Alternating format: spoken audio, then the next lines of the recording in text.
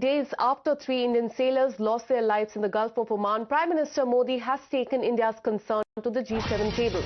Addressing the world leaders in France with US President Donald Trump also in the room, Prime Minister Modi spoke of the human cost of the Hormuz crisis. He said that the conflict in West Asia has taken lives, disrupted the global trade and put sailors at risk. Without directly referring to the strike that killed 3 Indian sailors, Prime Minister Modi delivered a very strong message saying that sea routes must remain secure and sailors must be able to work without any fear. The remarks come, remember, days after 3 Indian sailors, they were killed on board the tanker in the Gulf of Oman and after a series of strikes on the ship carrying Indian crew as well. And as the Hormuz crisis continues to disrupt the global shipping, India is now pushing the issue of sailor safety on the world stage. So Prime Minister Modi used his G7 summit in France to highlight the safety of the sailors, the workers there at sea, days after 3 Indian sailors were killed in the US strike on a tanker near the Gulf of Oman. With US President Donald Trump present in the very same room, Prime Minister Modi said that the global sea routes must remain secure and that sailors should be able to carry out their duties without any fear. He also said that that is the collective responsibility of all to be able to provide a safe passage for the sailors to work at sea. Well, let me go across to former Ambassador KP Fabian. Thank you so much, sir, for connecting with us. How do you look at the statement that has come in from the Prime Minister at the G7 summit? Because after the killing of the 3 Indian sailors in the Gulf of Oman, Prime Minister Modi has taken India's concern directly to the G7 table because there was a lot of backlash about India's response. And also remember that conversation between Marco Rubio and Dr. S. Jaishankar as well. Your take on this? Thank you. Prime Minister Modi has done absolutely what is right. After all, let us look at what happened. India took it up at the level of the embassy by summoning the CDA. Well, then again there was an attack. Then before that, the External Affairs Minister had spoken to his counterpart. And there was no word of regret. There was no word of condolences to the bereaved families. There was no assurance that the matter will be investigated and we shall be given a report of what happened. Nothing. In other words, till now, the United States has behaved in a manner which is inappropriate, to put it mildly, in a manner which goes against the norms of international behavior, which goes against the international laws applicable in this case. Because I want to emphasize that if you want to stop a ship, first you give the warning. You repeat the warning. If necessary, you shoot, but shoot in the air. Or even that is not good enough, you shoot near the ship on the waters. And even that is not good enough, you shoot at the ship, but not into the engine room. Not to set fire to it and risk the lives of all the sailors. So what the United States did was absolutely wrong. And it is appropriate, it is most necessary that it should be brought by the Prime Minister to the G7 and later personally to the notice of President Trump. So let us see how they react.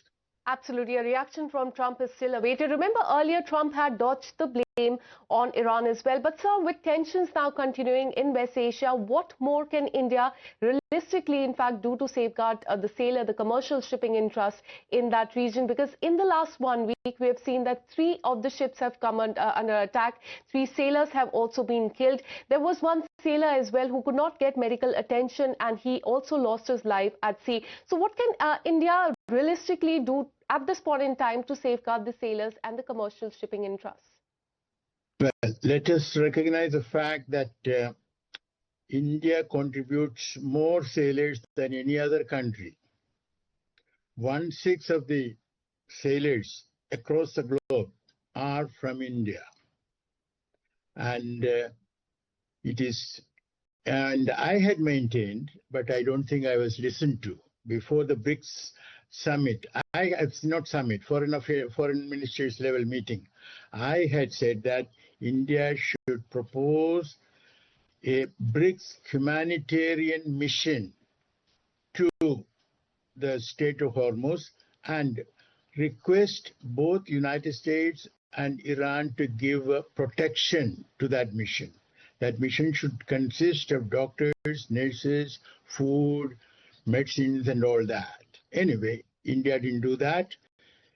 Even now that there is, cessation of hostilities, it is appropriate for India as BRICS head to propose that and go ahead with it.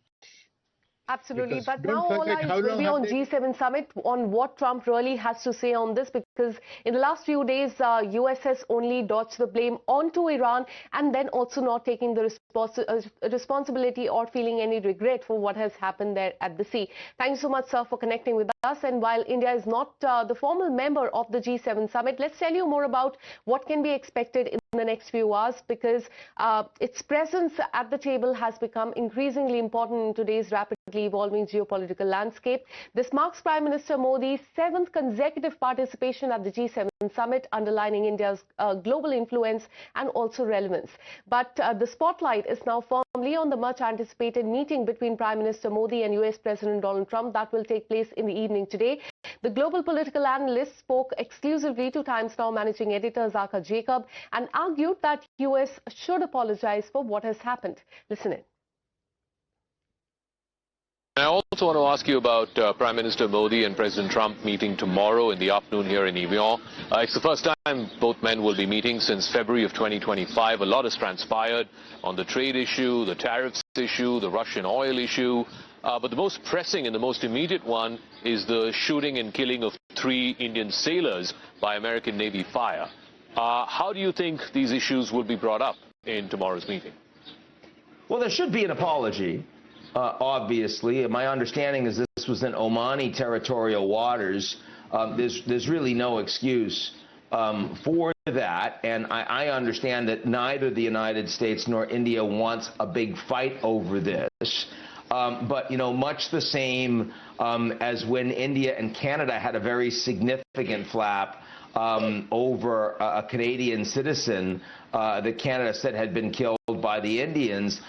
They expected an apology. They wanted to make sure it didn't happen again. I expect India expects an apology here. They want to make sure it doesn't happen again. These were Indian citizens that were minding their own business, and they were killed by the United States in a mistake. Obviously, they weren't intentionally targeted by the Americans, but nonetheless, it's a problem. I do think that both leaders want this relationship to maintain a level of stability. I think India has been disappointed that a lot of the leaning into the Quad and leaning into the U.S. relationship strategically, militarily, technologically, has not panned out as well as they would have liked, certainly not given the tariffs that came after Liberation Day. And I think India is hedging to a greater degree as a consequence. So I think the meeting will go well, but I'd be surprised if the headlines reflect a breakthrough of any sort.